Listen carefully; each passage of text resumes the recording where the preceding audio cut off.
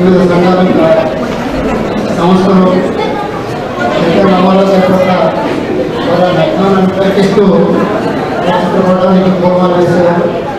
అయితే ఈ సంవత్సరం ముఖ్యంగా వాళ్ళందరినీ ఆహ్వానించి పూర్వాలు వేసే కార్యక్రమాన్ని సంవత్సరంగా దానికి బదులుగా మనందరి తరఫున పెద్ద లక్ష్మీనరసింహ గారు పూర్వాలు వేయడం జరిగింది. అదేవిధంగా ఎవరైనా పూర్వాలు వేయాలని వచ్చి వేయచ్చు, కానీ సభా కార్యక్రమాలు నిర్వహించుకోవడానికి నిర్ణయించుకోవడం జరిగింది. ముందుగా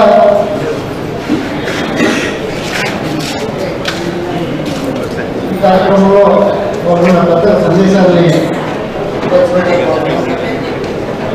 ఈ మానవ ఆంజనేయ గారు చంద్రబాబు అది అధ్యక్షుడిగా గౌరవ అధ్యక్షుడిగా ఉన్నారు. స్వామి గారు చెప్పినట్టు విద్యార్థి ఉద్యమం నుంచి అనేక పోరాటాలు అనేక ఉద్యమాలను పెట్టిన వ్యక్తి వారు ఈ సందర్భంగా వారి సందేశం పంపించారు.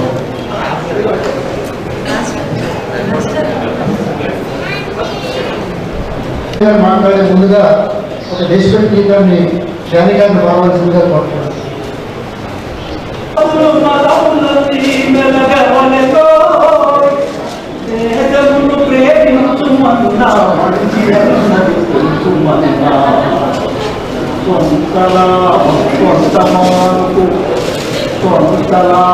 కొంతమానుకు పొరుగు వారికి తోడుపడవో, దేశమంటే మట్టి కాదో, దేశమంటే మనుషులో, దేశమంటే మట్టి కాదో, దేశమంటే మనుషులో, దేశమంటే మనుషులో.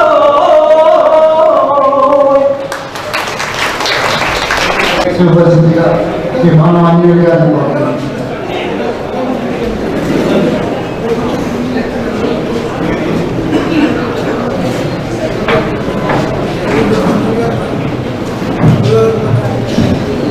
సభాధ్యక్షుడు కృష్ణమోహన్ గారు, వేదికైనటువంటి పెద్దలు, ఈ సభలో పాల్గొనడానికి వారికి నమస్కారం.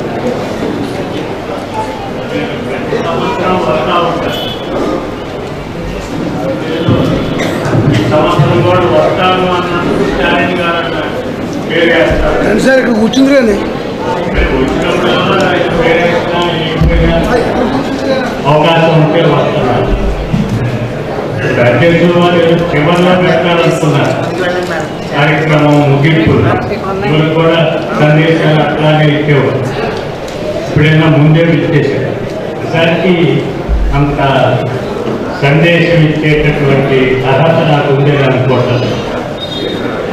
సరే, పెరిగారు రామారావు గారు వారి జీవితాల నుంచి నేర్చుకోవాల్సిన అంశాలు చాలా సంవత్సరం చెప్పుకుంటారు. మనం కూడా కొత్త ఆ పద్ధతిలో నడవడానికి మళ్ళా మనకి మనం డెడికేట్ చేసుకోవడానికి ఎటువంటి సభలో ఉపయోగపడుతుంది. అవసరం సందర్భంలో అన్నారు, ప్రతివారు ప్రపంచాన్ని మార్చడం కోసం ప్రయత్నిస్తూ ఉంటారు, వాళ్ళు తమను తాము సంస్కరించుకోవడం కోసం ప్రయత్నించడం లేదు అని. ఇవాళ ఉన్నటువంటి ప్రపంచంలో నిజానికి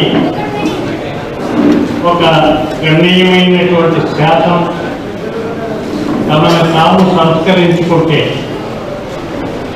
దానికి సంపద అంటారా? ప్రపంచంలో ఇవాళ కావలసినంత సంపద ఉంది, ప్రతి దేశంలో కూడా ఉంది. కానీ అత్యధికులు చాలా దుర్భరమైన జీవితాన్ని గడిపేటటువంటి వారు గణనీయంగానే ఉన్నారు. కనుక సమాజం పట్ల బాధ్యతతోటి మనం వ్యవహరించాలని ఎవరికి వాళ్ళు సంస్కరించుకుంటే బహుశా ఏ సమస్య లేకుండానే, ఆర్థిక సమస్యలు కనీసం లేకుండా అందరూ సంతోషంగా బతకడానికి అవసరమైనటువంటి ఆర్థిక వనరులు అయితే ఉన్నాయి. కానీ దురదృష్టవశాత్తు కొంతమందికి అత్యధికంగా సంపద పెంచుకోవాలనేటటువంటి కోరిక, దానివల్ల వారు ఎంత సంతోషం పొందుతున్నారో తెలియదు. కానీ చాలా సమాజానికి నష్టం తెచ్చిపెట్టాలి. రామారావు గారి జీవితాన్ని నుంచి నేర్చుకోవాల్సింది కూడా, ఆయన జీవితంలో సరే ఉద్యమాలు, పోరాటాలు, జైలుకి వెళ్ళటం, అనేక త్యాగాలు చేయటం, వాటితో పాటు చివరి దశాబ్దంలో ఆయన ఒక మానవత్వంతో ఇతరులకి తాము చేయగలిగినంత చేస్తూ నిరాడంబరంగా ఎటువంటి భేదజాతి పోపం ఆయన జీవితం అందరికీ స్ఫూర్తిదాయి. అలాంటి వ్యక్తిత్వాన్ని అలవర్చుకోగలిగితే సమాజంలో ఇవాళ ప్రపంచంలో ఎలాంటి ఇబ్బందులు. అందుకని ఆ విధంగా అదే సందర్భంలో గాంధీ గారు కూడా ఒక మాట చెప్పింది చేస్తారు.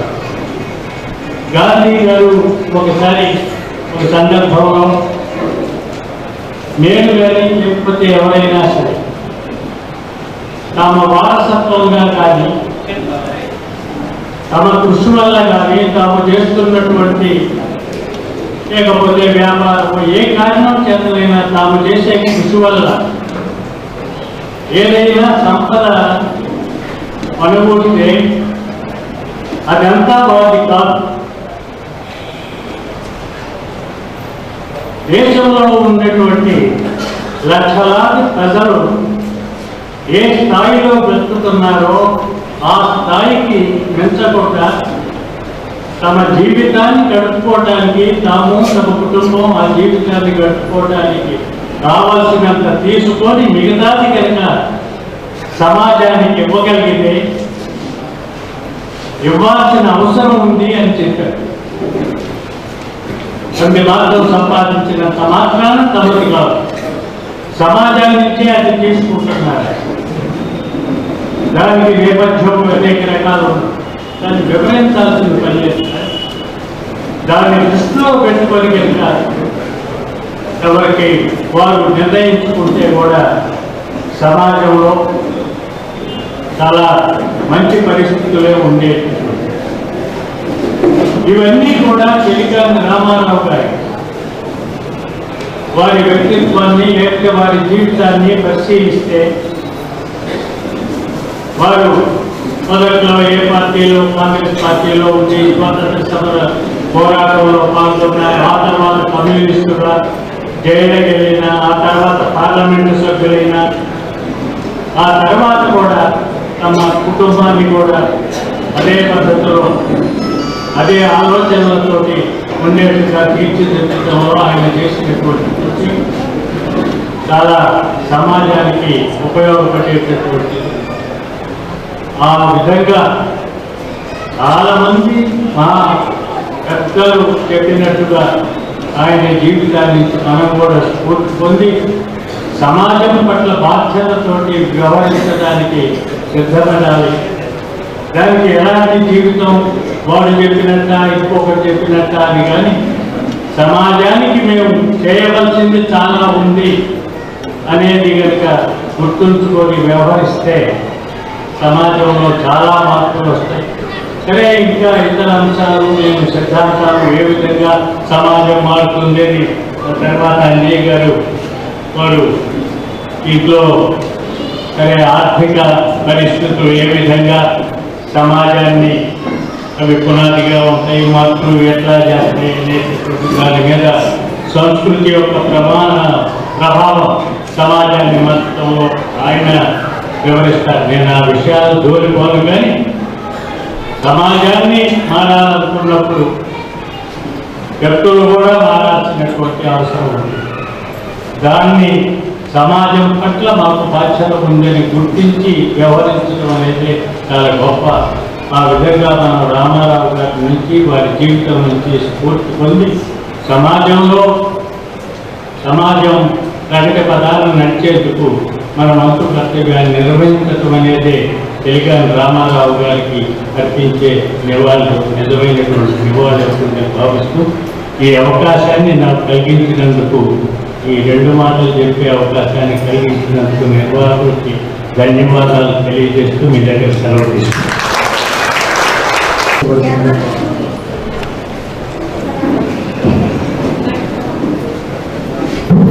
సభాధ్యక్షులకు గారు కూడా అలాగే రేణుకమ్మ గారు దానికి సహకరించకపోయినట్టయితే జరగదు. కమలమ్మ గారు, రామారావు గారికి, రేణుకమ్మ గారు, నాని గారు, అలాగే రామారావు గారు వారందరూ కూడా చేస్తేనే మనం అంటే దేశం అంటే వారికి ఉండేటటువంటి దేశ ప్రజలు అనుభవించేటటువంటి బాధ దాన్ని వారు అనుభవించి కొంతైనా మన చేయని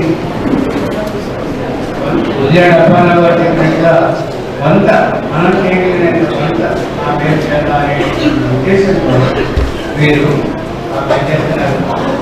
దానిలో నేను ఇలా మాట్లాడడానికి అవకాశం ఇచ్చేటువంటి అధ్యక్షుల వారికి ఎన్నతో మీకు నేను కృతజ్ఞత చెప్పుకుంటూ సెలవు.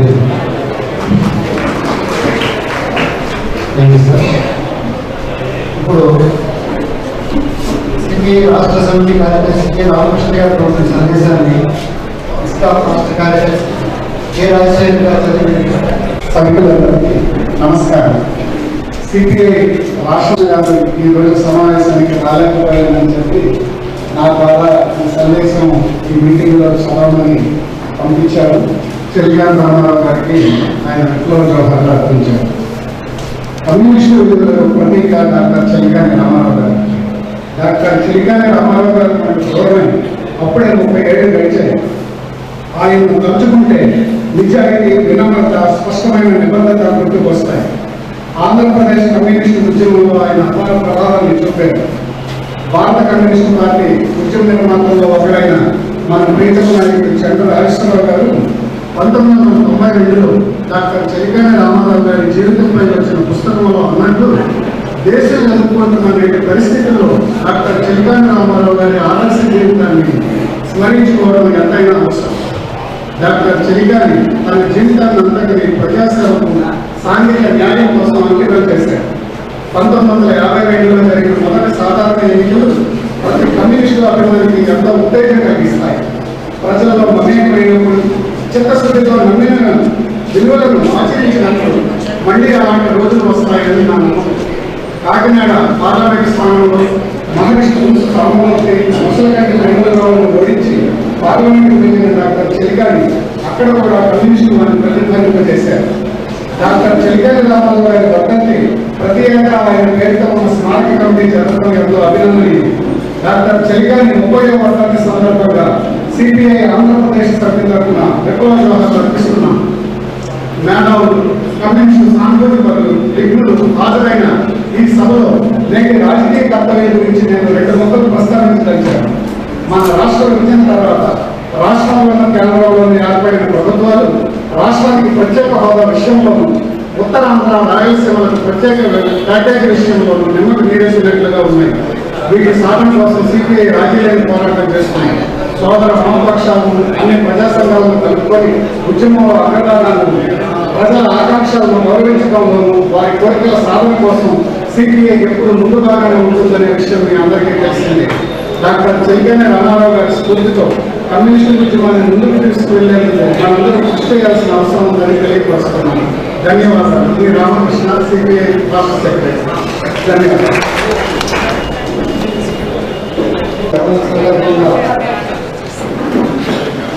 విశాలంలో వారికి ప్రెసిడెంట్ రాష్ట్ర కోటేశ్వరం గారికి కమిటీ తరఫున తెలియజేస్తున్నాం. ఇప్పుడు ప్రధానంగా ఈ సంవత్సరం ఏర్పాటు చేసుకుంటుంటే రామారావు గారి వర్ధంతి సందర్భంగా ఒక స్మారకోపన్యాసం సంవత్సరం సమాజ పరిణామం సంస్కృతి పాత్ర అనే అంశం మీద డాక్టర్ అంజయ్ గారిని మార్గోపన్యాసంగా కోరడం జరిగింది. వారు సౌకర్యంగా అంగీకరించి మనతో ఉన్నారు. ఈ సంవత్సరం తీసుకున్న అంశం చాలా కష్టమైంది, క్లిష్టమైంది, ప్రస్తుత పరిస్థితుల్లో చాలా అవసరమైంది. కష్టమైంది ఎందుకంటే సంస్కృతి గురించి నిర్వచించడం చాలా కష్టం. సంస్కృతికి చాలా రకాల అర్థాలు ఉన్నాయి. ముఖ్యంగా సంస్కృతి గురించి కల్చరల్ ఆంథ్రోపాలజిస్ట్ కానీ అకాడమిషియన్స్ కానీ సంస్కృతి అంటే మొత్తం ఒక జీవన విధానంగా ఒక సమాజంలో ఉండే జ్ఞానం, ఆర్థిక సామాజిక రంగాలు, రాజకీయ రంగాలు, వాటిలో ఉన్న విలువలు, వీటన్నిటికీ సంబంధించిన సమగ్రమైన అంశంగా చూస్తారు. సామాన్య ప్రజలకు వచ్చేటప్పటికీ సంస్కృతి సాధారణంగా ఆచార వ్యవహారాల మీద, విశ్వాసాలు, విలువలు, వీటిని సంస్కృతిగా భావించడం జరుగుతుంది. ఈ సంస్కృతి ప్రస్తుతం రెండు ప్రధానమైన అంశాలతో ఈ సంస్కృతి ప్రభావం చాలా ఎక్కువగా ఉంది. ఒకటి, సంస్కృతి మతంలో భాగమా లేదా మతమే సంస్కృతి? ఇది చాలా కీలకంగా మారింది ఈ మధ్యకాలంలో. ఒక మతమే సంస్కృతి అంటే ఒక హిందూ మతం తీసుకుంటే హిందూ మతమే భారతదేశ సంస్కృతి. ఈ దేశంలో ఉన్న ప్రజలందరూ కూడా భారత సంస్కృతి అంటే ఒక మతాన్ని ఆచరిస్తారు. ఆ మతమే దేశ సంస్కృతి చిహ్నం అనే భావం చాలా ప్రబలంగా రాస్తుంది. దీనికి అనేక రకాలుగా ప్రచారం ఉధృతంగా జరుగుతుంది. ఈ ప్రచారం అంతిమ లక్ష్యం ఏంటంటే ప్రజల్లో నమ్మకాలు విపరీతంగా పెరిగిపోయి ప్రతి విషయం మీద నమ్మకాలు. దీనికి అనేక సంస్థల ప్రోత్సాహం ఉంది. అన్ని అంశాల్లోనూ ఉదాహరణకు వాస్తు అనేది ఇప్పుడు కామన్ అయిపోయింది. దాని గురించి చెప్పకుండా ఈ ఉంగరాలు, ఈ వజ్రాలు, ఏ వస్తువు తీసుకున్నా అదృష్టవశాత్తు ఫలానా రంగుతో ఉపయోగించుకుంటే అదృష్టం అనుకుంటే అందరూ అదే రంగులో ఉపయోగించుకునే పరిస్థితికి ఇప్పుడు సమాజంలో ఈ నమ్మకాలు పెరగడానికి ప్రభుత్వం కూడా ప్రోత్సహిస్తుంది. ప్రభుత్వం అంటే అన్ని మతాలను ప్రోత్సహించడానికి అభిప్రాయంలో వెళ్ళిపోయింది. వాస్తవానికి ప్రభుత్వం అంటే ప్రభుత్వానికి ఏమాత్రం ఉండదు, అన్ని మతాలు సమానమైన అర్థం. కానీ ఈ మధ్యకాలంలో ఏ మతంలో కూడా ప్రభుత్వం బాధ్యత తీసుకుని ఉదాహరణ పుస్తకాలు తీసుకుంటే ఉధృతంగా ప్రచారం చేయడం, పుస్తకాలలో సందర్శించండి మోక్షం పొందండి. ప్రభుత్వం పాత్ర మోక్షం పొందడం కాదు. ప్రభుత్వం పాత్ర ఎంతవరకు అంటే పుస్తకాలు వచ్చిన వాళ్ళకి ఏర్పాటు చేయడం వరకు, వాళ్ళకి ఆరోగ్య విషయాలు ఏర్పాటు చేయడం వరకు ప్రభుత్వం బాధ్యత. ఈ లౌకికవాదానికి ఎన్నో కూడా పోయింది. ఈ పరిస్థితుల్లో మనం ఇది ఒక పెద్ద ప్రమాదకారణంగా బయలుదేరింది. సంస్కృతి అనేది సంస్కృతిలో అనేక మతాలు ఉంటాయి, అనేక సంస్కృతులు ఉంటాయి. ఉదాహరణకు శంకరాచార్యులు మన భారత సంస్కృతిలో ఎంత భాగమో తర్వాత కూడా అంతే భాగం. భారత సంస్కృతిలో అనేక మతాలు ఉన్నాయి. బౌద్ధ మతం భారత సంస్కృతిలో లేదు అని ఎవరన్నా అంటే అది సంస్కృతిని అపహాస్యం చేయడం. ఇంకొక ధోరణి ప్రబలంగా ఉంటే రెండో ధోరణి ఇప్పుడు ఆంజనేయ గారు కూడా చెప్పారు, ఈ ధన సంస్కృతి లేదా వినిమయ సంస్కృతి అంటున్నాం. అంటే డబ్బే ప్రధానం, డబ్బు వ్యక్తి ప్రధానం, సమాజం మనకు అవసరం లేదు. ఈ సంస్కృతి కూడా చాలా ప్రబలంగా ఉంది. సంస్కృతి అంటే సమాజంలో ఉండే విలువల గురించి మాట్లాడుతున్నాం. అవి సంస్కృతి ప్రతిబింబం. ఈ ధన సంస్కృతిలో ప్రధానమైన సమస్య ఏంటంటే వ్యక్తి చాలా గొప్పవాడు, సమాజం కన్నా సమాజంలో ఉన్న లోపాన్ని ఉపయోగించుకుని వ్యక్తికి అంత పైకి ఎదగలిగితే అంత గొప్ప వ్యక్తిగా భావిస్తున్నాం. ఆ వ్యక్తి ఏ రకంగా సంపాదించాడు, ఏ రకమైన విలువలు పాటిస్తున్నాడు అనేది ఎవరు పట్టించుకోవడం మానేస్తాం.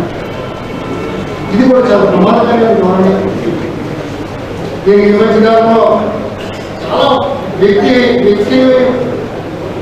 ఉన్నత స్థానంలో చూపించడం, సమాజాన్ని పట్టించుకోకపోవడం అనేది మన కళారూపాల్లో కూడా చాలా అధికమైపోయింది. మన సినిమాలు చూసినా, మన టీవీలు చూసినా, మన ప్రజాసాధారణమైన పత్రికలు చూసినా వ్యక్తి గురించి మాట్లాడుతున్నారు కానీ వ్యక్తి మూలమైన సమాజం గురించి కానీ వ్యక్తి అభివృద్ధి సమాజం అభివృద్ధితో ముడిపడి ఉంటుందనే అభిప్రాయం ఎవరు వ్యక్తపరుస్తున్నారు. ఈ సినిమాలన్నింటిలో కూడా హీరో ఫోకస్ పిక్చర్స్లో కానీ ఎక్కడ బేదరికం చూపించడం కానీ, బేదరికంలోంచి బయటపడటానికి అతను పడ కృషి గురించి చూపించడం కానీ కనిపించడం లేదు. దీనికి మన సమాజంలో ఉన్న పత్రికలు కూడా అదే రకమైన గవర్నెన్స్, మెజారిటీ పత్రికలు అదే రకమైన గవర్నెన్స్ సాధిస్తాయి. దానికి కారణం అంటే ఏ పత్రికలు ఎవరి చేతిలో ఉన్నాయి, ఏ రాష్ట్రాన్ని ప్రోత్సహిద్దామని అనుకుంటున్నామో అదే వాళ్ళ చేతిలోనే పత్రికలు ఉన్నాయి. కాబట్టి ఏ వాస్తవం కూడా బయటకు రావడం లేదు. గొప్పతనం అంటే వ్యక్తి డబ్బు సంపాదించి గొప్పవాడు వ్యక్తిని అవ్వడం అనేది సంస్కృతిగా భావించారు. ఈ మధ్యన టీవీలో వచ్చింది మొన్న, దేశంలో గొప్పవాళ్ళు అందరూ కూడా సమాజం కోసం పనిచేస్తున్నారు. గొప్పవాళ్ళు ఎవరు? అంబానీలు, అదానీలు, లేకపోతే మెట్రల్స్, వీడి గురించి. వాడు ధనవంతులు కావచ్చు కానీ గొప్పవాడు అవ్వాలని ధనవంతులందరూ గొప్పవాళ్ళు అవుతున్నారంటే సమాజంలో భావించినప్పుడు చాలా ప్రమాదకరమైన భావించారు. ధనవంతులు వేరు, సమాజంలో మంచివాళ్ళు వేరు. ఈ రెండింటికి మన సమాజం బెన్నగా చూడటం మానేసింది. చాలా ప్రమాదకరమైన భావం. దీనికి మంచి ఉదాహరణ మీరు టీవీలో అందరూ చూస్తున్నారు కదా. దాంట్లో మీరు మత గురువులు చెప్పే ఉపన్యాసానికి, వ్యక్తిత్వ వికాసానికి చెప్పే ఉపన్యాసానికి ఏం తేడా ఉంటుంది? ఇద్దరు కూడా వ్యక్తి మోక్షం, వ్యక్తి అభివృద్ధి గురించే మాట్లాడతారు. సమాజ పరిస్థితులు సమానంగా లేనప్పుడు ఒక వ్యక్తి ఎలా బాగుపడతారు? సమాజంలో మార్పు రాకుండా మీరు 100 కోట్ల జనాభాలో 100 మంది దళితుల గురించి మాట్లాడుతున్నాం, సాధించిన విజయాల గురించి మాట్లాడుతున్నాం కానీ 99,99,99,99 మంది సమాజం గురించి మాట్లాడడానికి అవకాశాల గురించి మాట్లాడుతున్నారు.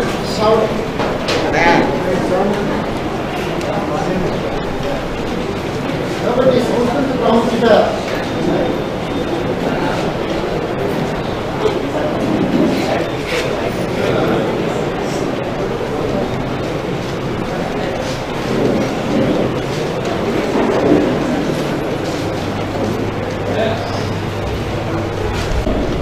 గతంలో ఈ మతపరమైన సంస్కృతి ప్రోత్సహించిన ఆఫ్ఘనిస్తాన్లో రాజకీయ రంగం కానీ ఆర్థిక రంగం కానీ చిన్నమైపోయింది.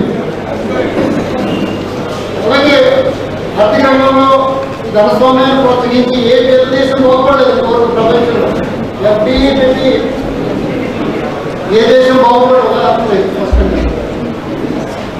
కాబట్టి ఈ డైరెక్టికల్ రిలేషన్షిప్ అంటే సంస్కృతికి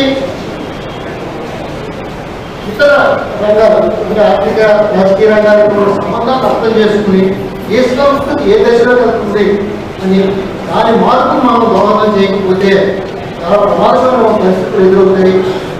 ఈ విషయాలన్నింటినీ మన సమాజ పరిణామంలో ఈ సంస్కృతి ఏ రకంగా ప్రభావితం చేసిందనే అంశాన్ని ఇప్పుడు డాక్టర్ అంజయ్ గారిని ఉపన్యాసం ద్వారా మనందరికీ తెలియజేయవలసిందిగా కోరుతున్నాను. Thank you.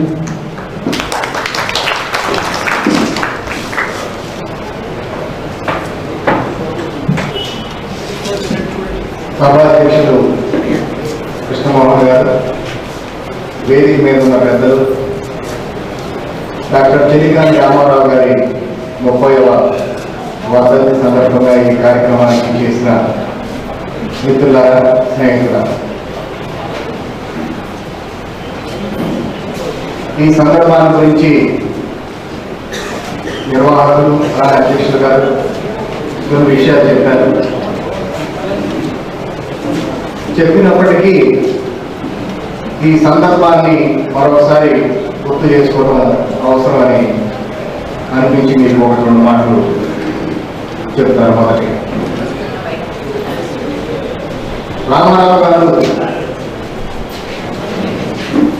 1921లో తన విద్యాభ్యాసాన్ని మధ్యలోనే పక్కన పెట్టేసి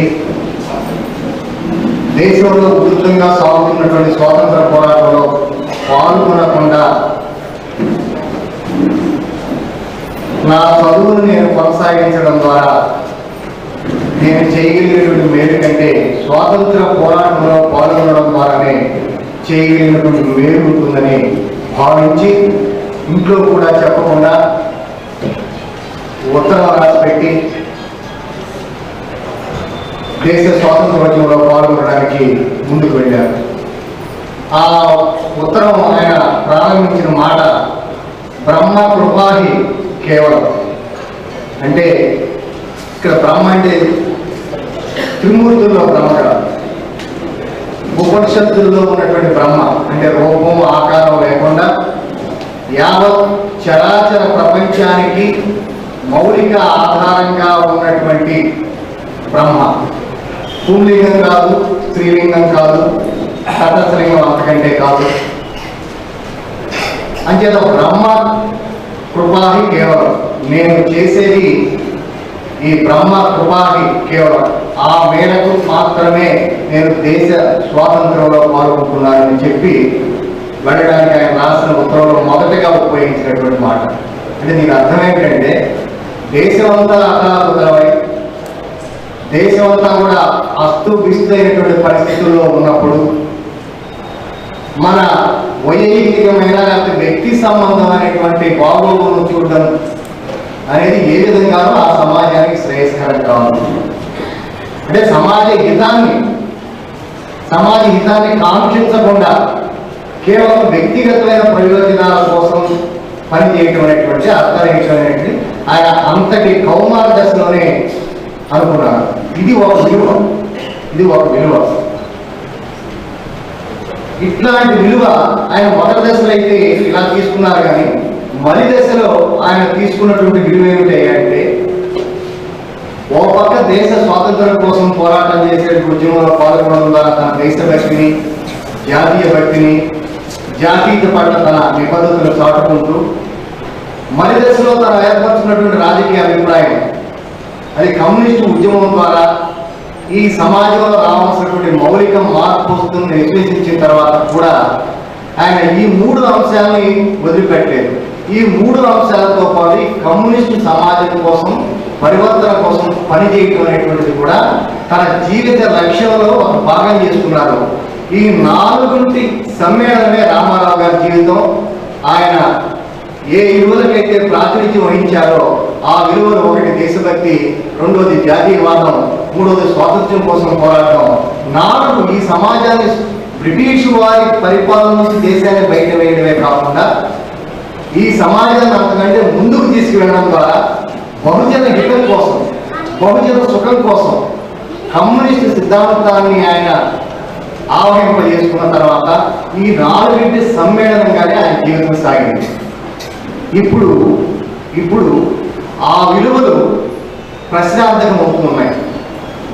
అధ్యక్షుడు కృష్ణమోహన్ గారు చెప్పారు, రామారావు గారు లాంటి వారు ఏ విలువలకైతే ప్రాతినిధ్యం వహించారో ఆ విలువలు ఇప్పుడు ప్రశ్నార్థకమై వెనకపట్టుబట్టి వ్యక్తి ముందుకు వచ్చేసి వ్యక్తే మొత్తాన్ని సమాజాన్ని శాసించేటువంటి ఒక స్థితి వచ్చింది. వ్యక్తికి పాత్ర లేదనడం వల్ల వ్యక్తికి కూడా పాత్ర ఉంది, కానీ వ్యక్తి పాత్ర, సమాజం పాత్ర లేక సమిష్టి వ్యక్తి ఈ సంబంధాన్ని ఏ సందర్భంలో ఎలా చూడాలి, ఎలా చూడడం ద్వారా భవిష్యత్తుకి మనం దర్పణం పడతాం, లేక భవిష్యత్తుకి అర్థం పడతాం, లేక భవిష్యత్తు వైపు సమాజాన్ని నడిపించగలుగుతాం అనేటువంటిది ఒక ప్రధానమైన ప్రశ్న.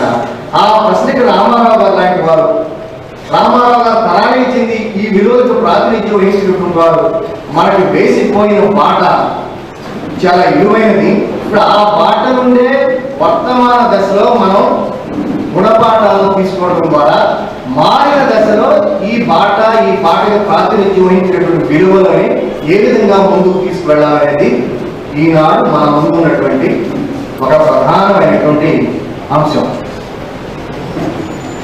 దీనికి రామారావు గారు ఎలా నిలబడ్డారనే దానికి ఎక్కువ చెప్పకుండా నాకు అప్పగించిన విషయం మీద మాట్లాడడానికి వెళ్ళడానికి ముందు ఇంతకుముందు ఈ వేదిక మీద మాట్లాడినటువంటి వర్మ గారు డివిఎస్ వర్మ గారు ఆరుద్ర స్ఫూర్తితోటి రామారావు గారు ఏ విలువలకి ప్రాతినిధ్యం వహిస్తున్నారు, ఏ విధంగా జీవితాంతం ఒక నిబద్ధతతోటి పనిచేశారని చెప్పడానికి ఆరుద్ర గారి కోడలమ్మ దీని స్ఫూర్తితోటి వారు మాట్లాడారు. విశ్వమానవ మూర్తి, విప్లవోద్యమ కీర్తి, మనకు చెలి కాని స్ఫూర్తి ఓ పూర్ణలమ్మ. బహుశా ఇంతకంటే రామారావు గారు దేనికి నిలబడ్డారు, తన జీవితాన్ని దేనికి అంకితం చేశారు, తన జీవితాంతం ఎంతటి నిబద్ధతతోటి ఈ విలువల కోసం, సమాజ పరివర్తన కోసం, ప్రగతిశీల పరివర్తన కోసం నిలబడ్డారనేటువంటి విషయాన్ని బహుశా ఇంతకంటే మనం చెప్పలేము. ఇక రామారావు గారి పేరుకు నెలకొల్పినటువంటి స్మారక ఉపన్యాస కార్యక్రమాలకి ఇంతకుముందు వచ్చినటువంటి ఉద్దండును తీసుకుంటే బహుశా నాకు ఈ అర్హత లేదేమో ఇక్కడ మీ ముందు నిలబడి స్మారక ఉపన్యాసం ఇచ్చే అర్హత నాకు ఉందా అనేటువంటి నాకున్న సందిగ్ధం. ఎంపీ మహామహులు సాహితీ రంగంలో ఇప్పటికీ కూడా 90వ పడిలో ఉండి సవ్యచాచిలాగా కృషి చేస్తున్నటువంటి వ్యక్తి, పక్కనున్న పిఠాపురం వాసి, సాహిత్య రంగంలో కీర్తి శిఖరాలు అందుకున్న ఆవాస సోమసుందర్ గారు మొదటి ఉపన్యాసం ఇచ్చారు. అలానే ఆచార్య శేషాద్రి గారు ఢిల్లీలో ఉన్న ప్రతిష్టాత్మకమైనటువంటి జవహర్లాల్ నెహ్రూ విశ్వవిద్యాలయంలో రాజకీయ శాస్త్ర ఉపన్యాసకులుగా పనిచేశారు. అలానే పక్కనున్న ఆంధ్ర విశ్వవిద్యాలయం నుండి ఆచార్య కె వెంకటేశ్వర గారు, ఇలా అనేక మంది ఈ ఉపన్యాస పరంపరలో పాల్గొని ఇప్పటి వరకు అనేక విషయాల మీద గంభీరమైనటువంటి ఉపన్యాసాలు చేశారు. వాళ్ళందరూ నాకు గురువులు లాంటి వారు. అలాంటి బాధ్యత నిర్వహించినటువంటి వారి చెప్పులలో నేను కాడు పెట్టడం బహుశా నా అర్హతకు మించిందే. అయితే రామారావు గారు నిర్వహించిన పాత్ర పట్ల, వారు నెలకొల్పినటువంటి విలువల పట్ల, భవిష్యత్తు పట్ల వారికి ఉన్నటువంటి నిబద్ధత పట్ల ఉన్న దీంతో నేను కూడా ఒక ప్రయత్నం చేద్దామని ఈ బాధ్యతను ఒప్పుకున్నాను. ఇక ప్రసంగ విషయానికి వస్తే, ఈ సమాజ పరిణామంలో సంస్కృతి పాత్ర. అధ్యక్షులు వారు నా పని చాలా సులభం చేశారు. చాలా విషయాలు మీతో ముందు ప్రస్తావించారు. ఇది చాలా జటిలమైన అంశం, అందులో సందేహం లేదు. అందులో ఇలాంటి సందర్భాల్లో మాట్లాడడం కొంచెం కష్టమైనటువంటి విషయం. మాట్లాడవచ్చు కానీ సందర్భం ఏదైతే మాట్లాడడం పని ఒక సులభం అవుతుంది. సమాజం అంటే ఏమిటి? ఇది పెద్ద ప్రశ్న. చాలా మంది చాలా రకాలైనటువంటి నిర్వచనాలు చెప్తూ ఉంటారు. ఇందాక వాళ్ళు చెప్పారు, సమాజం మారాలంటే వ్యక్తి మారాలి, కాబట్టి వ్యక్తి దగ్గరికి తీసుకొచ్చి వ్యక్తి ఎలా మారవచ్చు అని చెప్పడానికి వాళ్ళు తీసుకునే ఉదాహరణలు ఏమిటంటే, సమాజంలో అసాధారణమైన మనుషులు ఉంటారు. అసాధారణమైన మనుషులు. రాహుల్ సాంకృత్యాలు ఒక అసాధారణమైనటువంటి జీవి. ఆయన పెద్ద చదువుకున్నారు, 2వ తరగతి చదువుకున్నారు, దేశాటం చేశారు. 32 భాషలలో ఆయనకి పాండిత్యం ఉంది. ఏ భాషని ఏ గురువు దగ్గర నేర్చుకోవాలి. మన రాష్ట్రానికి వచ్చినప్పుడు 1943లో వైద్య మహాసభకు వచ్చినప్పుడు, బెజవాడలో జరిగిన వైద్య మహాసభకి సంజీవ్ దేవ్ గారి సహాయంతో నాగార్జున సాగర్కి వెళ్ళి అక్కడంతా చూసిన తర్వాత అక్కడ బుడబుక్కల వాళ్ళు కనపడితే వాళ్ళు ఎవరైనా సంజీవ్ దేవ్ గారు అడిగితే చెప్తారు, సంచార జాతి అండి, వాళ్ళ ఇవన్నీ చెప్పారు సంజీవ్ దేవ్ గారు అని. చెప్పగానే వాళ్ళు ఏం భాష మాట్లాడుతున్నారంటే వాళ్ళ భాష అండి అన్నారు. రండి వెళ్ళి వాళ్ళ దగ్గర కొంతసేపు నిలబడి ఒక 10 నిమిషాలు గమనించిన తర్వాత బుడబొక్కల వాళ్ళతో రాహుల్ సాబ్ వచ్చారు, బుడబొక్కల భాషలో మాట్లాడడం ప్రారంభించారు. ఇది అసాధారణమైన ప్రతిభ. ఈ ప్రతిభను చూపించి అందరూ ఇలా మారడం సాధ్యం, ఇలా సాధించడం సాధ్యం అంటే బహుశా అసాధారణమైన విషయాన్ని, అసాధ్యమైనటువంటి విషయాన్ని సాధ్యమని చెప్పడం, ప్రోత్సహించ ఆ రాజ్యం వైపే ఇలాంటి సాంస్కృతిక నిర్వచనాలు ఇచ్చేటువంటి వారు మన దేశాన్ని నడిపించబోతున్నారు. కనుక మన ముందు ఉన్నటువంటి కర్తవ్యం ఏంటంటే అలాంటి అంధకార యుగంలోకి మనం నెట్టేటువంటి సంకుచిత సాంస్కృతిక దృష్టికి మనం ప్రాతినిధ్యం వహిద్దామా, లేదా బహుళత్వాన్ని గుర్తిస్తూ వైవిధ్యతను గుర్తిస్తూ ఉదారవాద విలువలతోటి వాటిని గౌరవిస్తూ ఆమె చర్చిస్తూ నిర్ధారణ ద్వారా భవిష్యత్తుకు సూచికగా ఉండేటువంటి విస్తృత అర్థంలో సంస్కృతి అని మనం కీలక నిర్వచనం చెప్పుకున్నామే. ఆ నిర్వచన అర్థంలో మన దేశాన్ని పునర్నిర్మించుకుందామా అనేటువంటి మన ముందు ఈ రోజు ఉన్నటువంటి సమస్య. దానికి రామారావు గారు లాంటి వాళ్ళు, రామారావు గారు ప్రాతినిధ్యం ఉద్యమం దానికి రెండవ అంశానికి ప్రాతినిధ్యం వహించారు.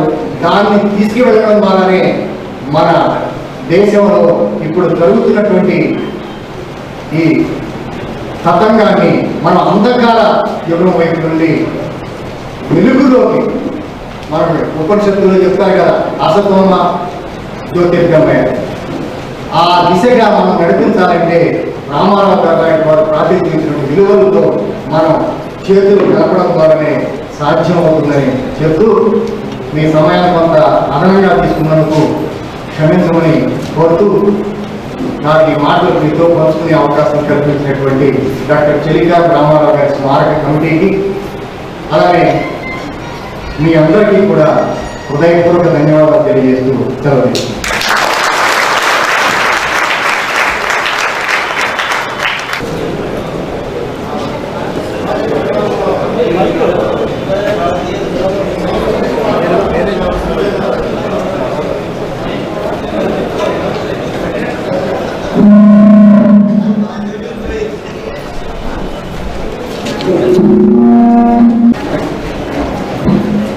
ఈ అంశం మీద చాలా చక్కని ఉపన్యాసం ఇచ్చిన శ్రీ అంజయ్ గారికి మనందరి తరఫున హృదయపూర్వక కృతజ్ఞతలు తెలియజేసుకుంటున్నాం. ఇప్పుడు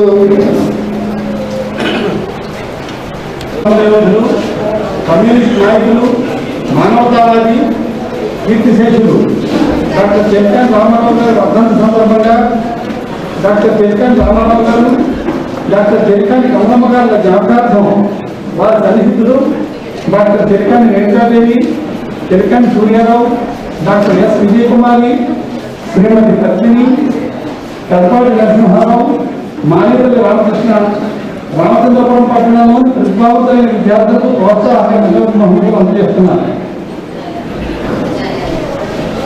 2014-15 విద్యా సంవత్సరాన్ని ప్రతిభావంతైన విద్యార్థులకు ప్రోత్సాహక అందజేస్తున్నారు.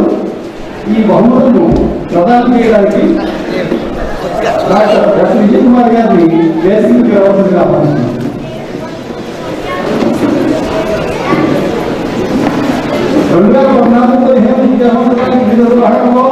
ఈ పరీక్షలో 10కి 10 GPA సాధించి టౌన్ ఫస్ట్ సాధించిన మున్సిపల్ వ్యవసాయ స్కూల్ విద్యార్థి చిరంజీవి ఏడు గాయత్రికి 1000 రూపాయలు నగదు బహుమతి.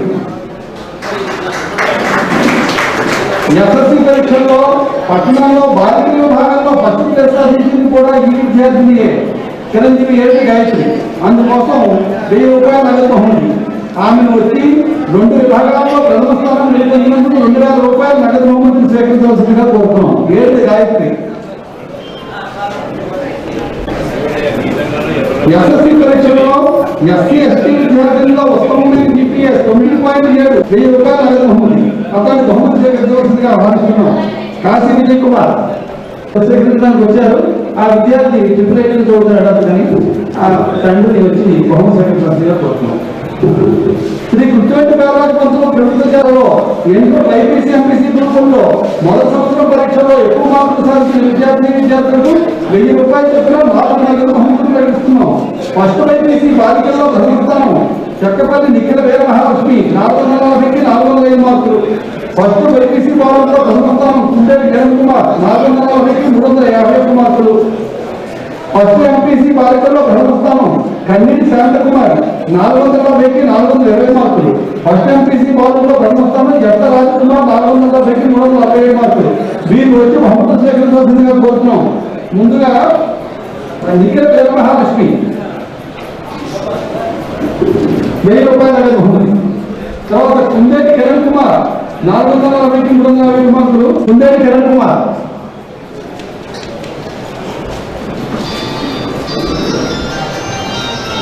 ఫస్ట్ ఎంపీసీ వార్డులో ప్రభుత్వం కన్నీటి శాంతకుమారి. కన్నీటి శాంతకుమారి. తర్వాత ఫస్ట్ ఎంపీసీ బాలంలో ప్రభుత్వం జట్ల రాజకుమార్. తర్వాత సిద్ధంగా ఉంటారు. ఇది కన్నీటి శాంతకుమారి. ఫస్ట్ ఎంపీసీ బాలంలో శ్రీ కృష్ణేశ్వరరావు ప్రభుత్వ జాతీయ ఉన్నత పాఠశాలలో ఎస్ఎస్సి పరీక్షల్లో ఉత్తమమైన ఫలితాలు సాధించిన విద్యార్థులకు ఒక్కొక్కరికి 1000 రూపాయలు చొప్పున 3 బహుమతులు ప్రకటిస్తున్నాము. పాఠశాలలో అత్యధిక GPA 10కి 9.7 సాధించినందుకు ప్రతి ఖాళీకి 1000 రూపాయలు అదే బహుమతి.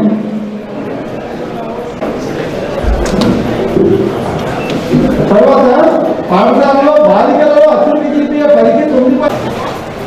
అక్కడికి సాయిదేవి శుద్ధి 1000 రూపాయలు అదే బహుమతి.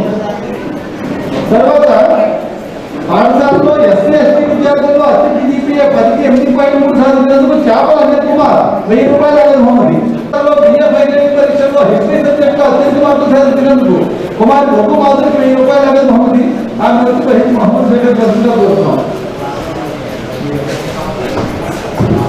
చేపల అనిల్ కుమార్ యొక్క ఫాదర్ తండ్రి వచ్చారు. వారి నాన్నగారిని బహుమతి చేస్తున్నట్టుగా కోరుతున్నాం. చివరిగా నాకు ఈ అవకాశం ఇచ్చినందుకు డాక్టర్ తిలకన్ రామారావు సమర్పించే వారికి కోరుతున్నాను.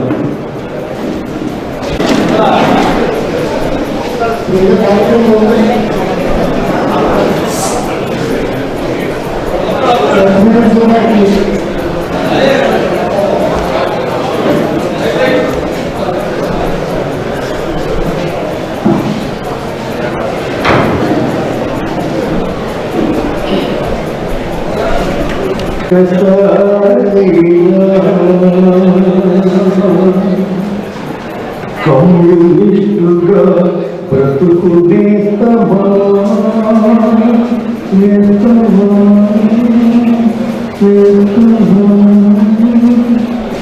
ఒక్కరోజైనా ఒక్కసారైనా ఒక్కసారైనా కమ్యూనిస్టుగా బ్రతుకునేస్తామా ఆ గొప్ప నీకు తెలుస్తుంది వర్గరహిత స్వర్గమది నేస్తామా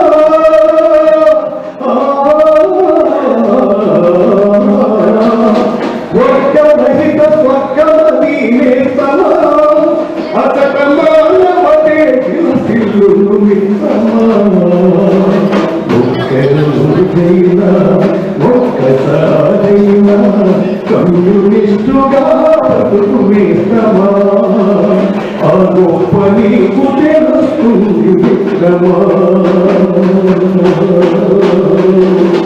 గాలి పట్ట పక్షులకు ముందు పూసి పంచడం గాలి పట్ట ముక్కల సుమమాలగా కూర్చడం అసహాయుల కన్నీళ్లను గాలితోటి తునవడం ఆకలి తీరుల ఎదుట అన్నం తునవడం మట్టిని ప్రేమించడం మనిషిని ప్రేమించడం చెట్టును ప్రేమించడం చెమటను ప్రేమించడం నీ సహజ గుణమై వర్తిల్లుతుంది అది గుణమై దుఃఖిస్తూ ఉంటుంది ఒక్కరోజైనా ఒక్కసారైనా కమ్యూనిస్టుగా బ్రతుకునేస్తామా ఆ గొప్ప నీకు తెలుస్తుంది విక్రమా కులమత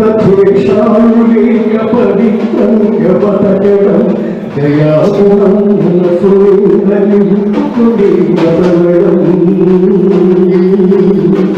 కులమత ద్వేషాలు లేక పవిత్రంగా బతకడం మనసు నింద దయాగుణం నింపుకుని బతకడం పగవాడికి సైతం మన కరకాలనివ్వడం 10 మంది బాదుకోని ఆడు క్రాంతిని ప్రేమించడం నీ శ్వాసగా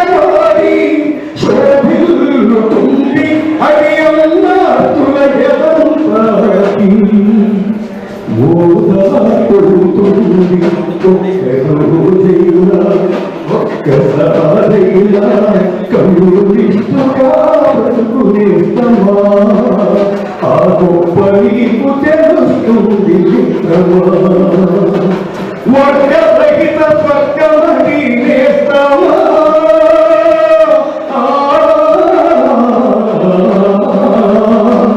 వర్గరహిత స్వర్గమని నేస్తమా అతడ మానవకే దివసెల్లు మిత్రమా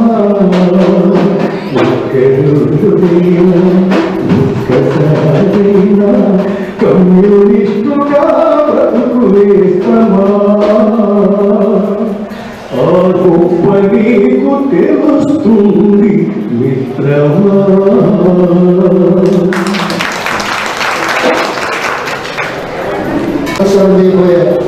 లక్ష్మీ నరసింహ గారి గురించి పరిచయం చేయవలసిందిగా ప్రమాణంగా అనుకుంటున్నాను. సభకు నమస్కారం. సభకు నమస్కారం. తరతరాల వారు తెలుసుకోవలసిన తెలుగు కళా చరిత్రకు ప్రతిరూపం కర్ణాటక వారి జీవిత చరిత్ర. నవరస సంభాషణ సంమోహనత్వంతో మూర్తీభవించిన తేట తెలుగుతనంలో ఆంధ్రజాతి సగర్వంగా చెప్పుకోగలిగిన కళాకారులు ప్రజానాట్య మండలి సమర్పించిన అనర్ఘరత్నం జానపద కళలను ఆపోషణ పట్టిన అగత్యుడు మన కర్ణాటక. వారి స్వగ్రామం ఖమ్మం జిల్లా మధిర తాలూకా దిండుకూరు. వారి తల్లిదండ్రులు శ్రీమతి రాజమ్మ, శ్రీ వెంకయ్య దంపతులు. వారు పుట్టిన తేదీ అక్టోబర్ 5, 1925 సంవత్సరం. విద్యాభ్యాసం మధిర, ఖమ్మం. వారిని గురించి ఎన్నో పత్రికలు వేలోన కొనియాడాయి. తెలుగు పత్రికలు మొదలు ఆంగ్ల పత్రికల వరకు కూడా వారి యొక్క జీవిత విశేషాలను అమోఘంగా కొనియాడడం జరిగింది. కళా ప్రపూర్ణ డాక్టర్ దాసరథి గారు కర్ణాటక వారిని గురించి ఇలా అన్నారు: కర్ణాటక వారి గురించి నేను పెద్ద గ్రంథం రాస్తేనే కానీ నాకు తృప్తి లేదు. కర్ణాటక సంగీతాన్ని, కర్ణాటకని నా మనసులో దాచుకున్నాను అన్నారు ఆయన. అంతేకాకుండా స్వాతంత్ర సమరయోధుడు వాడిలాల గోపాలకృష్ణయ్య గారు ఉన్నారో తెలుసా? లక్ష్మీ నరసయ్య గారు నేను కలిసి స్వతంత్రోద్యమంలో పనిచేశాం. బ్రిటిష్ వాళ్ళను తరిమి కొట్టాం. విశాలాంధ్రను ముక్కలు చెక్కలు కాకుండా చూడగలిగాం. అయినా మా జాబితాశయాలు ఇంకా పూర్తి కాలేదు అన్నారు.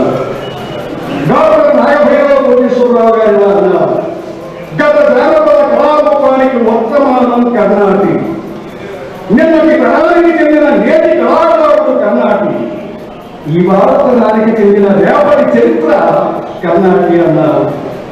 అంతేకాదు, ప్రజానాట్య మండలి సమర్పించిన అనర్ఘ రత్నాలలో ఒక అమూల్య రత్నం మన కర్ణాటి.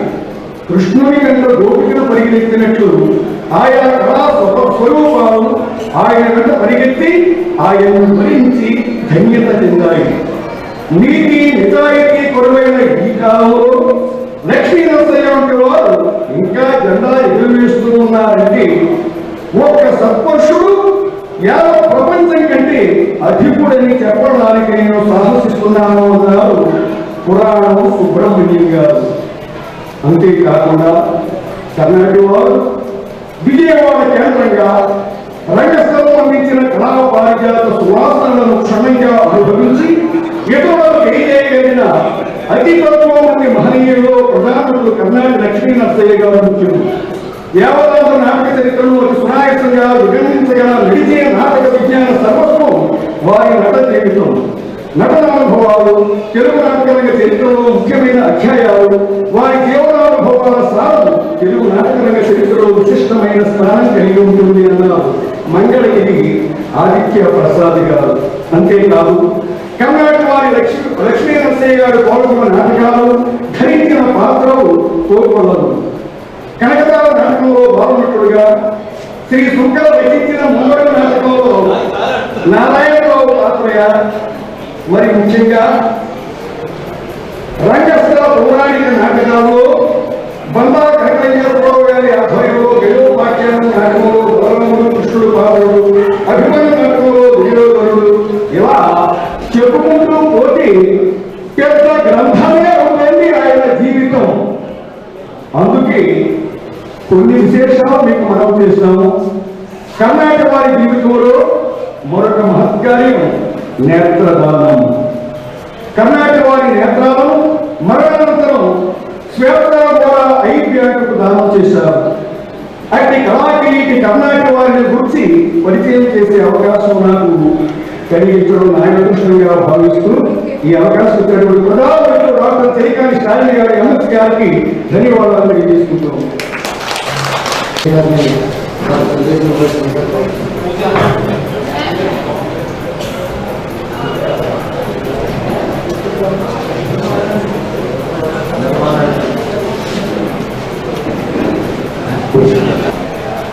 ముందుగా ఒక మనవి మాట, కళాకారుల మీద కోపం వస్తే మీరు తిట్టవచ్చు, కొట్టవచ్చు. ఒక పని నీకు పరిచయం పట్టుకాక అని వాడు పంపిస్తాం. అంటే పరిచయం పట్టింది ఏం చెప్పుకోవడానికి మాట. తర్వాత సంస్కృతి దాన్ని మన అన్ని ఏడు గ్రంథాలని కూడా సంస్కృతిలో వారు ఏం చెప్తారు విన్నారు. కొందరి లక్షణం ఏంటంటే వారు చెప్పినట్టుగా అంటారు. నేను వారు చెప్పినట్టుగా చెప్పను, నేను చెప్పినట్టుగా నేనే చెప్తాను.